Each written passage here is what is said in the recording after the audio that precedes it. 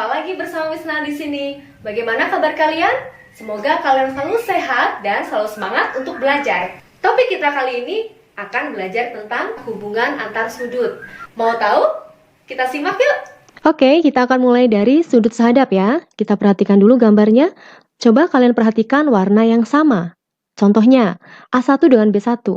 Dia sama-sama menghadap ke kiri atas ya, ke kiri atas. Kemudian yang hijau, A2 dengan B2, dia sama-sama menghadap ke kanan atas.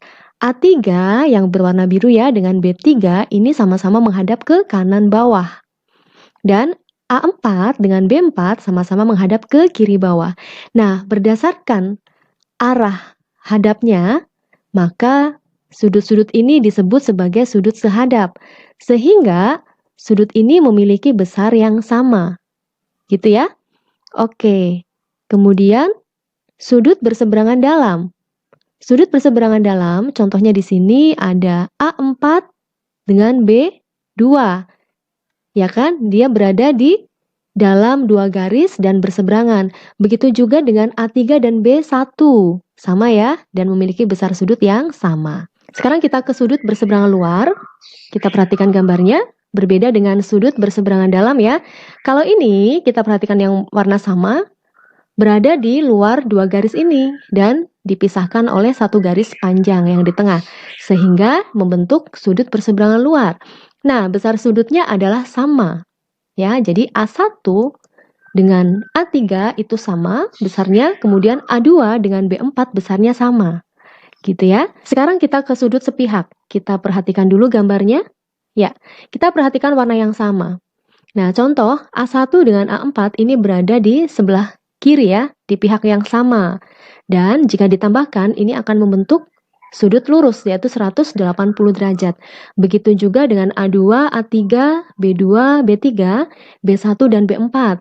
Ini jika ditambahkan antara B2 dengan B3 akan membentuk sudut 180 derajat. Ya, di sini keterangannya adalah sudut-sudut dalam atau luar sepihak jumlahnya 180. Hampir sama ya pengertiannya dengan sudut berpelurus. Nah, di sini kita akan membahas sudut berpelurus. Kita lihat gambarnya. Sudut berpelurus contohnya seperti ini. Garis sudut AOC jika ditambahkan dengan sudut COB itu akan 180 derajat. Sama dengan rumusnya ya. Jika A derajat ditambah B derajat, hasilnya akan 180 derajat. Sehingga sudut berpelurus adalah suatu keadaan di mana dua buah sudutnya membentuk sudut lurus. Ya, sehingga disebut sebagai sudut berpelurus. Coba kita perhatikan sudut berpenyiku.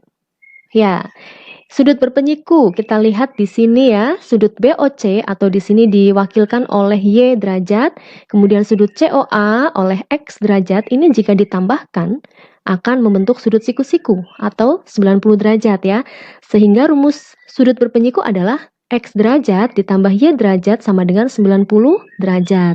Ya, sudut saling berpenyiku adalah suatu keadaan di mana dua buah sudutnya membentuk siku-siku. Yang salah satu sudutnya merupakan penyiku dari sudut yang lain. Misalnya, diketahui X derajat, ditanya adalah berapa sudut penyikunya? Maka sudut penyikunya adalah sudut Y derajat. Di mana jika ditambahkan kedua sudut ini membentuk 90 derajat. Kemudian, sudut bertolak belakang. Nah, sudut bertolak belakang kita bisa lihat gambarnya.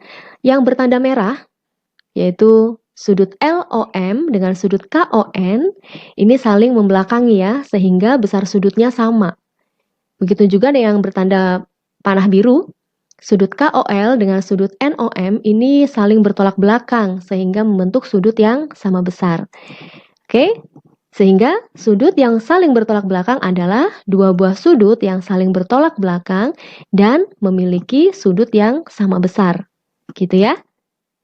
Ya, rumus sudut bertolak belakang bisa kita lihat di sini ya. Sudut LOM dengan sudut ditambah dengan sudut MON, maka dia akan membentuk sudut lurus ya, sehingga kalau dijumlahkan harus 180 derajat. Begitu juga dengan sudut LOK dengan KON, ini kalau ditambahkan akan membentuk sudut lurus ya, 180 derajat. Bagaimana? Kalian sudah semakin paham dong tentang hubungan antar sudut. Ada sudut berpelurus, ada sudut sehadap, sudut sepihak, sudut bertolak belakang, sudut berseberangan dalam dan berseberangan luar. Oke, selesai sudah perjumpaan kita kali ini.